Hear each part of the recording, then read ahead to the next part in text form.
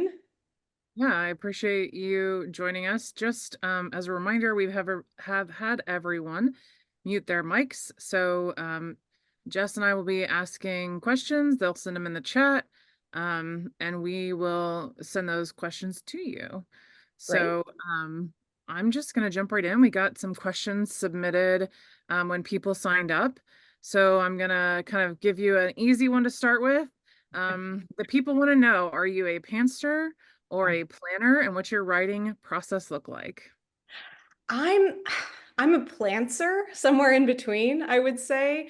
Maybe a little bit closer to a pantser than a plotter, although that's going to have to change as I plan some of my next writing. But for Loser of the Year, I knew what I was going to write. I had the book in mind. I didn't do an outline at all. I just sat down and I wrote. I wrote a chapter and then I wrote the next chapter based on what happened in that chapter. As I wrote each chapter, I kind of knew, oh, like this is going to come up next, right? Oh, I brought this thing up in this chapter. I got to deal with that, right? I didn't actually even know that Jillian was going to come out on stage until I was about halfway through writing the book. And then just kind of went, oh, of course, that's what she has to do, right? So it just came to me that way. Was there ever a moment where you thought about doing a dual point of view so we could see Jillian's perspective? No. And I knew that, I know readers really love dual POVs, and I get that. I do too. It's great to be able to see from both characters' perspective, to get in their head, to know them and connect to them a little bit better. And I knew that it was a bit of a risk, especially because Jillian is, at least in the beginning of the book, not the most likable character. So I knew I was risking readers not connecting to her as much without her POV. But because of the twist, because of the reveal, it had to be Maddie's POV. I don't think the book would have worked the way that it did if we knew from the start what Jillian was thinking and feeling. Makes sense. How long did it take you to write this book from conception to publication? So I wrote the first draft over about a year. I started in July of 22, and I think I finished in June of 23, so very close to a year. And then submitted to my publisher, and the process of editing it. So first there was, developmental edits, and then copy edits, and final edits, and all of that. And that took about a year on my publisher's timeline. So from start to finish, about 2 years. Okay. Um, you mentioned a lot of different steps in there.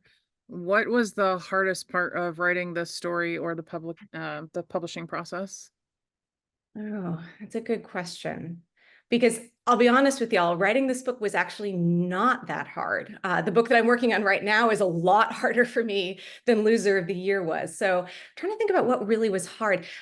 I think getting to the characters' vulnerabilities and really pushing myself to get inside their heads, especially Jillian, which again was harder because I'm not writing in her POV, and really making sure to communicate that to readers.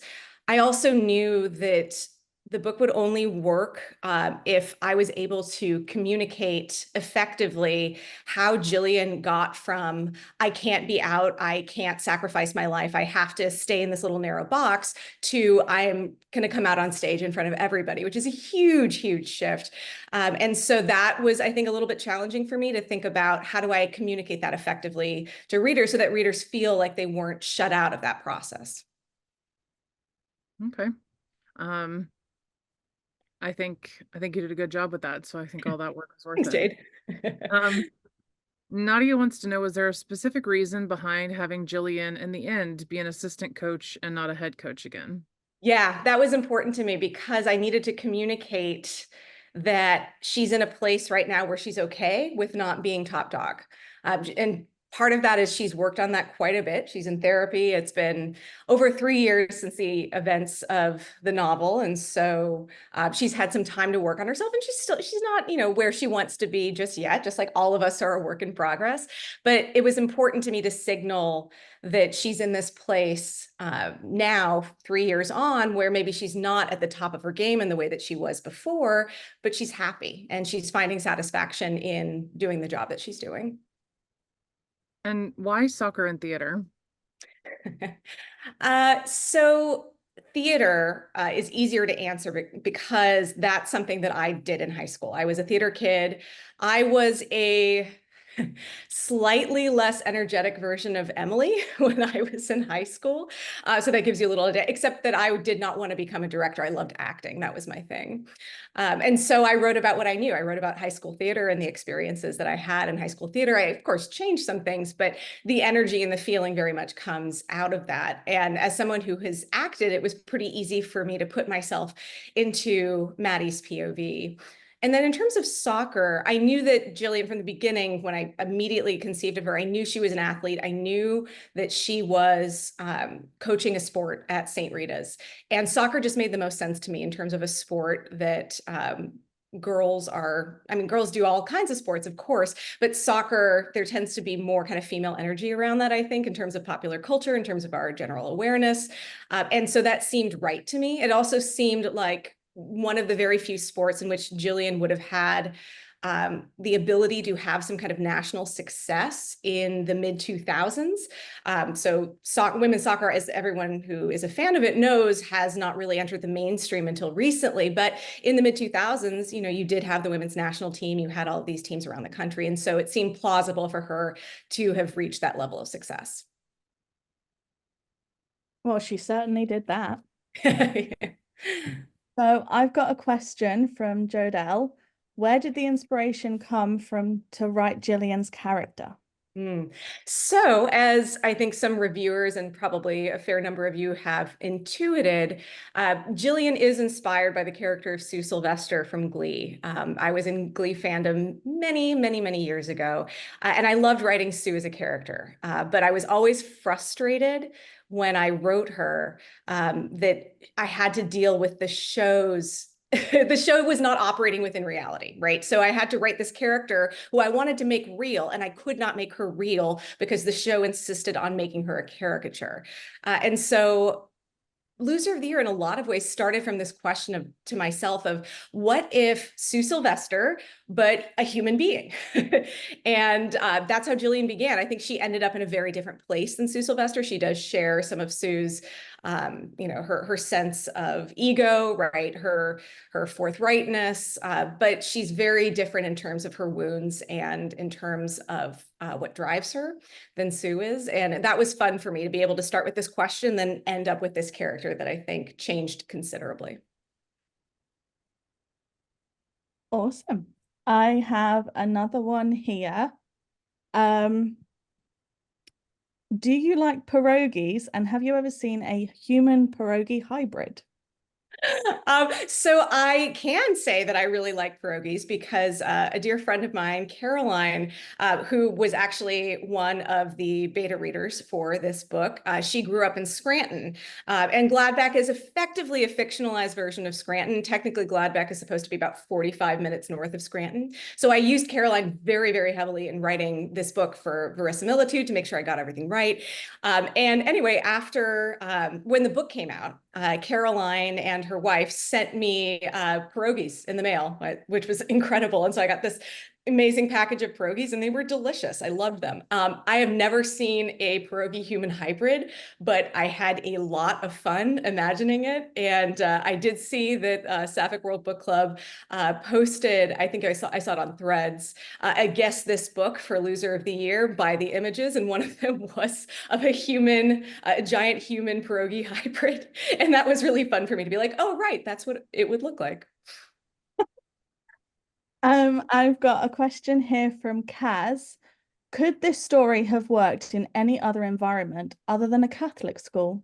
No, absolutely not. I love that question, first of all. But yeah, it had to be a Catholic school because so much of the central external conflict of the book is based around, and this is really what most romance novels have to contend with, if not all, why can't they be together, right? There has to be a reason for Jillian and Maddie not to be able to be together. And of course, there are internal reasons why they can't commit to each other. But the external reason is that they are at a school where there is a morality clause that prevents them from dating someone or being in a relationship with someone of the same sex. And that was central to the book, right? That I don't think I could have written the book without that. Any more questions, Jade? Because I haven't got any more on here. Yeah, I've got more. Nadia wants to know, was it important to you to come up with your own play to use in the book instead of having them do a real one? Was it harder to do it that way? So I had to come up with a real play because, or not a real play, a fictional play, a fictional musical, because the way that copyright works, you cannot write out any lyrics of anything, right? You can describe songs. So you pay attention in the romance novels that you read, whenever a song is brought up or, a TV show or anything that uses copyright, it's almost always described rather than written out because it has to be legally. And I knew I wanted to include the lyrics. I knew I wanted to be precise. And so that meant that I had to invent a musical. And I had so much fun inventing this musical. It's such a silly concept and idea. I don't think I would actually like the musical if I saw it in person, because I mean, let's face it, it's incredibly old-fashioned in a way that I don't think holds up well.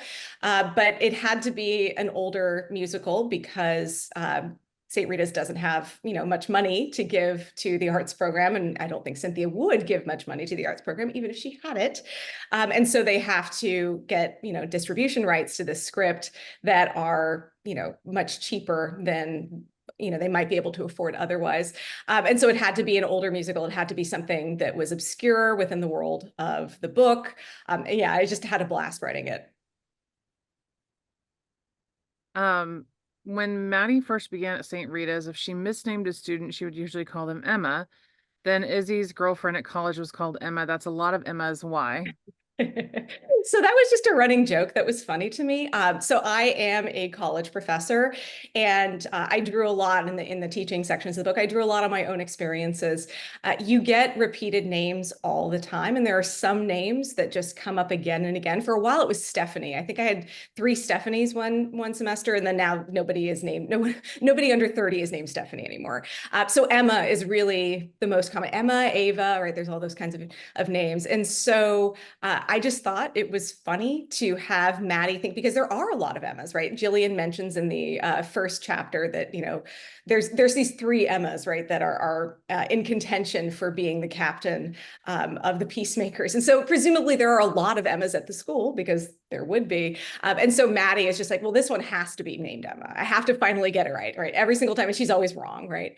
But then with Izzy's girlfriend, she finally gets it right? Because Izzy's girlfriend is, of course, actually named Emma. So to me, that was like kind of bringing that joke home. I've actually got a question here, Jade, from Caroline, which is actually talking about the amazing humor and imagery that you have in the book, Carrie. How do you come up with the hilarious imagery and banter? Like, for example, the returning of the cow. Well, I'm glad that you found it hilarious. That makes me happy, because I know humor is extremely subjective. I honestly just write stuff that makes me laugh. It's hard to explain where it comes from, because I honestly don't know. The running cow joke with Sophia, I just was thinking, they're playing this improv game, and I wanted something incredibly silly for Sophia to imagine giving back that literally nobody would ever give back in a shopping kind of exchange situation. And so I just came up with a cow, and then I just wanted to keep it running because it made me laugh. That is the only reason why I did it, because I just enjoyed it. But in terms of banter, I really just build off the character's personality. So I have one character say one thing, and then whatever response is completely dependent upon how that character would inevitably react to that remark being given to them. So I wish I had a better answer for, how I came up with these things, but they just kind of appeared in my brain. We love your brain because it was hilarious to explore it. Thank you. And the fact that Sophia became a bovine expert at the end was just like the cherry on top of the icing. Yes, she has a passion for beef cattle. That was funny for me too. Again, like it a little on the nose, right? A little ridiculous, but literally I just made myself laugh, and that's why I wanted to go with it. Jade, have you got any more questions? Yeah. Amber wants to know, Maddie's mom called her sexuality her, quote, girl thing, end quote. Was that inspired by your own experience with your parents? No, it was not inspired by my experience with my parents. My parents are actually extremely accepting. When I came out, they were very loving, and they, were they, whatever struggles they might have had in the aftermath of my coming out were not anything related to what Maddie's mother struggled with. And so I wanted to imagine with Patty, I wanted to imagine a character who was struggling with her daughter being queer, but not because she had religious objections or because she was overtly homophobic. Of course, she's got some homophobia. I mean, calling it a girl thing is homophobic in and of itself. But I wanted to explore someone who was really struggling with someone else's sexuality in a way that had nothing to do with religion, because of course so many of the homophobic characters in this book are homophobic because of religion. And so that's where Patty came from. I wanted to kind of watch her growth in that way. Patty, that's life. Do you have a favorite character, and why are they your favorite character? I mean, it's got to be Jillian. I love Jillian so much. When I was writing her, I just felt so protective of her from the beginning, because even when she was being a total asshole, and she is a total asshole in some of those early chapters, I knew what was behind it, right? So for example, when she gets really cruel, I think she's the cruelest that she is in the book is when, in terms of what she says, is in the first faculty meeting when she knows who Maddie is. And she says this thing to Maddie. She says this line about, I bet you're new, but I bet, you'll figure out exactly what you're doing. I'm paraphrasing because I can't remember the line off the top of my head, of course. And Maddie is like, that's weird. That sounds kind of familiar, but this is weird. And she's like, yeah, okay. And then Jillian has this moment of, oh, she doesn't know who I am. She doesn't remember me, even though she changed my life 18 years ago, and she is humiliated. And so that's why she gets so mean in that chapter, because she's hurt and embarrassed. And so anyway, I knew that about her, right? I knew where her pain was coming from. I knew where her vulnerabilities were. And so from the very, very beginning, I loved her. I loved kind of getting down into that core of who she is. And then in terms of the minor characters, I'd say it's a tie between Emily and Brian. I really loved writing both of them. Emily, because as I said before, she's based very much on me when I was 14 years old. And so writing her was sort of writing a love letter to myself at that age. And that felt actually very healing for me. And then Brian, I just really enjoyed writing Brian. I wanted to give Jillian one person in her life, one adult person in her life who wasn't Maddie, who was really, as much as he could be, unconditionally loving and accepting of her, because she really didn't have that anywhere else. And with Brian, again, a little bit like Patty, I wanted to depict a character who was not maybe overtly or virulently homophobic in the way that, say, Cynthia is, in the way that Jillian's mother is, but that also, is not immediately accepting, right? He accepts Jillian because he loves her, right? But he does say, like, some of this makes me a little uncomfortable, but also Jillian's my sister. I love her. Like, nothing could ever change that. And so again, I wanted to kind of capture that nuance with Brian.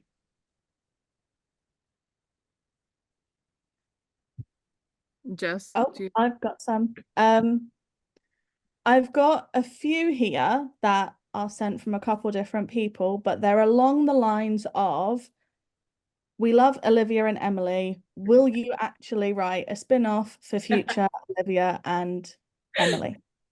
So I hate to disappoint. I don't think I will ever write a book centered on them, because Emily is tragically straight. She is completely tragically straight. I imagine that in college, she kind of hooks up with a girl or two because she really wants to. She's such an overenthusiastic ally that she's like, maybe there's something there. And she's just, it's fine, but she's not into it, right? She is pretty much exclusively attracted to men.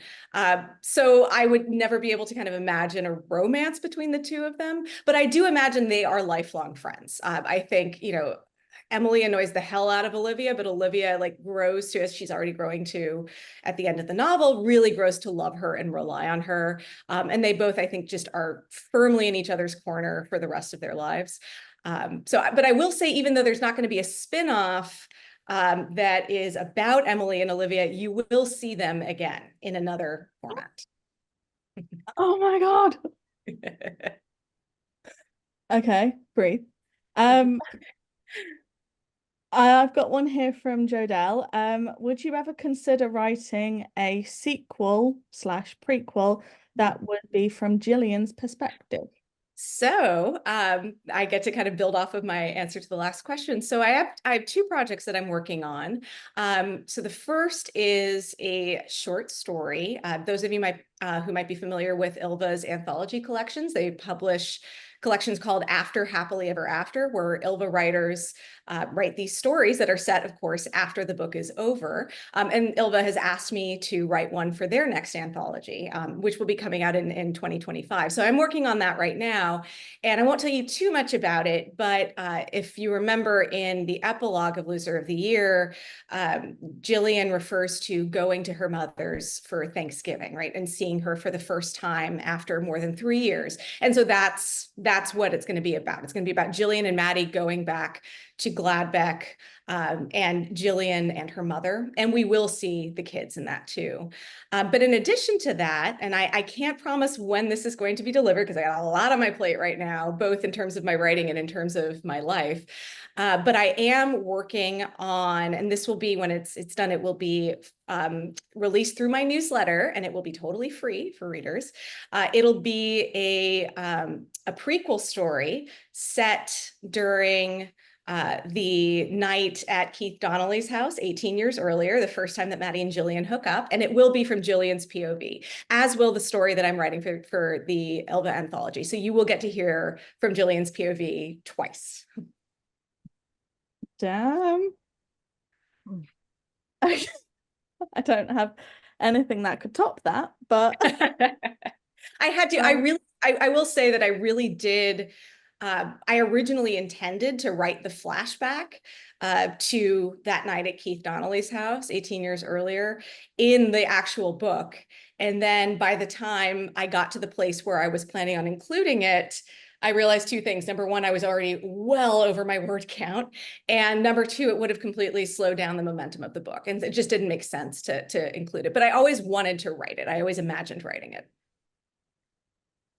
well, I think I can speak for everybody here, and that will be right there. Like, Hey. we'll see steam of everyone run into that book. Speaking of books and authors, I've got a question here from Jamie. Who's your favorite character of any book, and what author, Sapphic or otherwise, inspires you?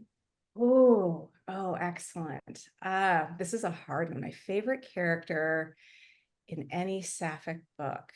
So I'll give you two, because one's really not fair. One's kind of a cheat, and you can probably guess why.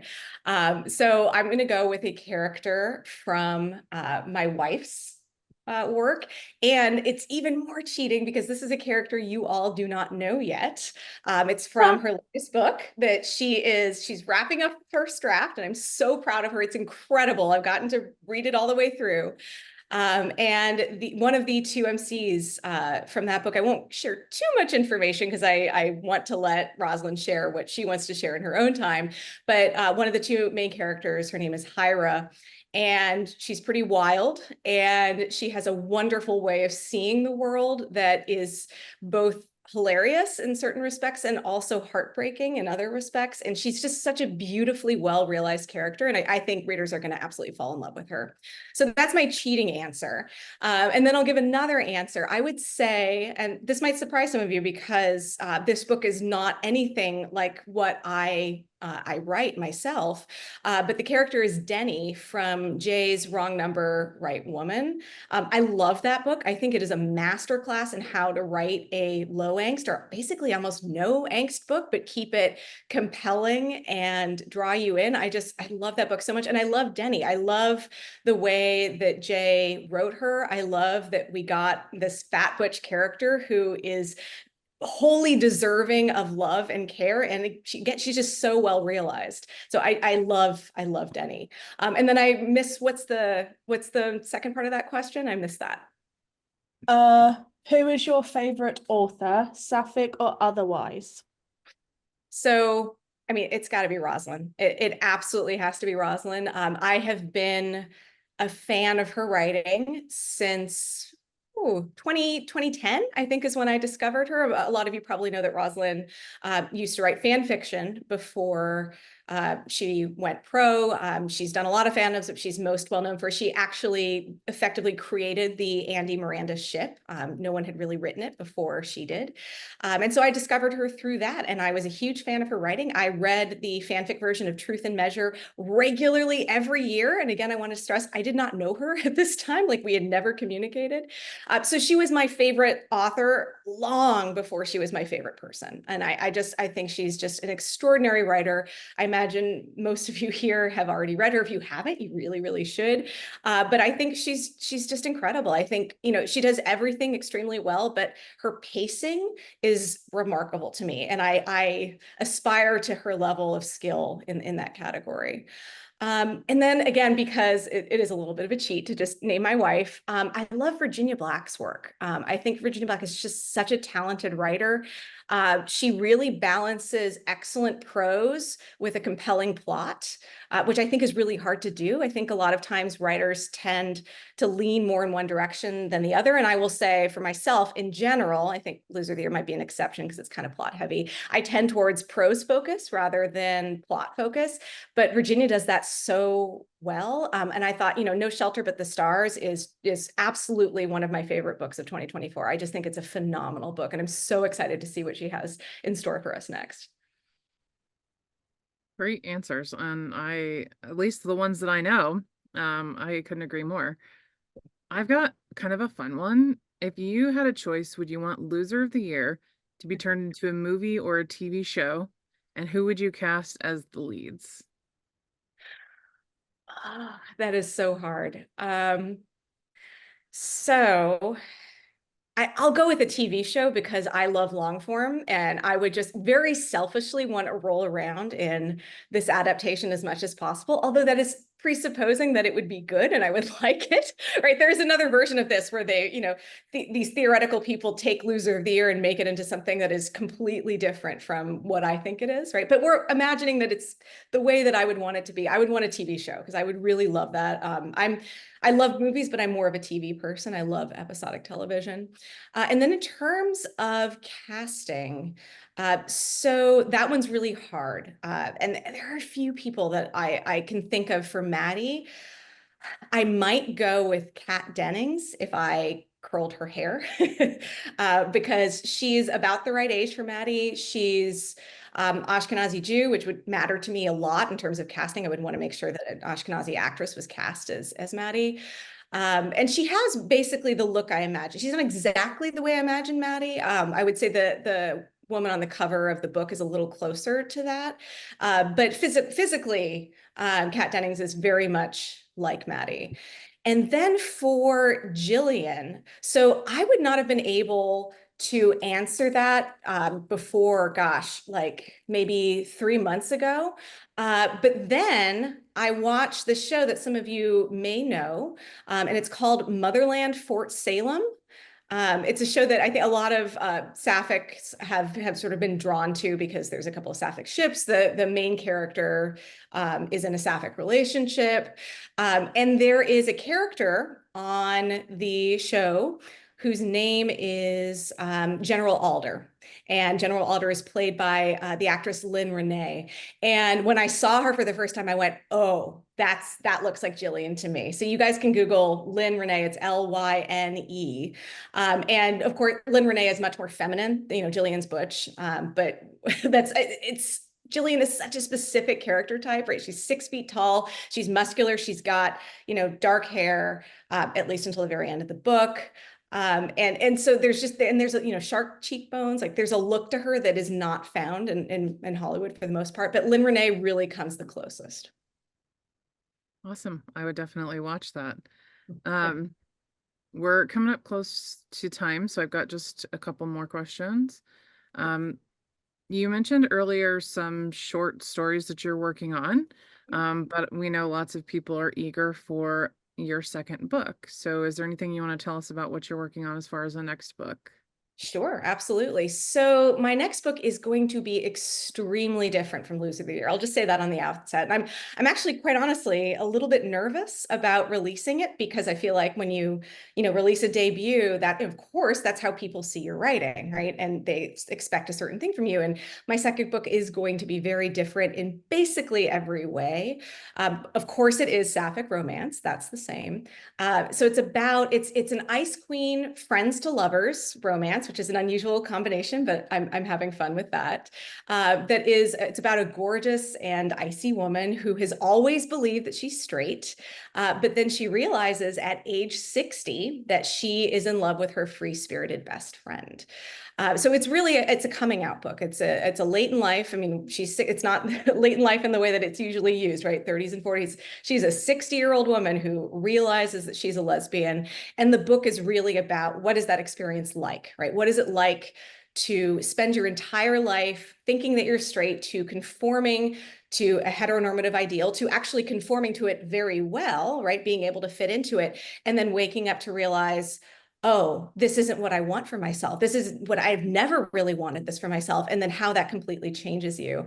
I honestly think of it a little bit like young adult literature, strangely, even though it's a book about a 60-year-old woman and a 56-year-old woman, because YA, those of you who have read it know, YA is very much about the newness of things, right? Teenage characters who experience feelings, emotions, aspects of the world for the very first time, and how incredibly intense that experience is. And so even though my characters are not teenagers, they are both experiencing this level of attraction and these epiphanies about themselves for the first time in a way that is massively, massively intense. And so my goal with this book is to really capture that intensity.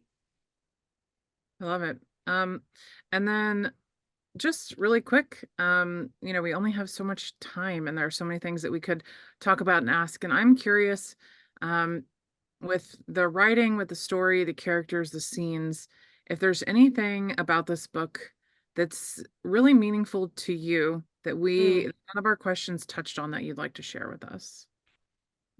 I would say the way that the book depicts Judaism, it's very close to my heart and very, very dear to me. Maddie's experiences of Judaism are in most respects extremely close to mine, although Maddie identifies her relationship with Judaism a little bit differently than I would say I do mine.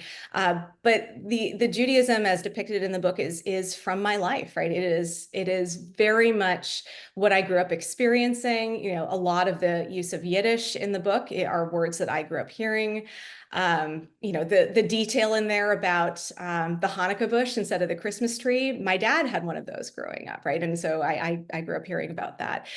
So all of that is very near and dear to my heart. And I wanted to depict a Jewish character who was not especially religious, but whose Judaism still really, really mattered to her, because I don't think we see that very often in adult Sapphic romance. And as a Jew, I can't divorce that from my sense of self. Like I am not especially religious, but my Jewishness is an integral part of me. And so it naturally comes up in my life. And so I wanted to write a character who was Jewish and whose Judaism mattered to her, even if she doesn't go to shul all the time. So that was very close to my heart.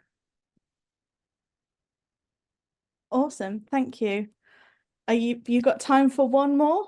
Absolutely. Absolutely. Okay, so we've got a fun one. Well, it depends how you look at it. You are stranded on a desert island with one of your characters. Who do you choose and why? Oh, that's so hard. Not Jillian. Absolutely not Jillian. I mean, I will say Jillian would be good in a survival situation, so maybe I should take her. But my instinct is, God, no, because I think I would kill her. I love Jillian so, so much in my heart, but I would never want to know her as a person. I think she would just be so hard to deal with. Well, but now again, I'm trying to think practically. So it would probably have to be Jillian just for survival, but Maddie and I would get along the most. I am very much like Maddie in a lot of respects. And we're both, bubbly extroverts, who love being on stage, who, get a lot of satisfaction out of teaching. And so I think she and I would get along really well. And so for Socializing, it would have to be Maddie, but for practicality, yeah, Jillian.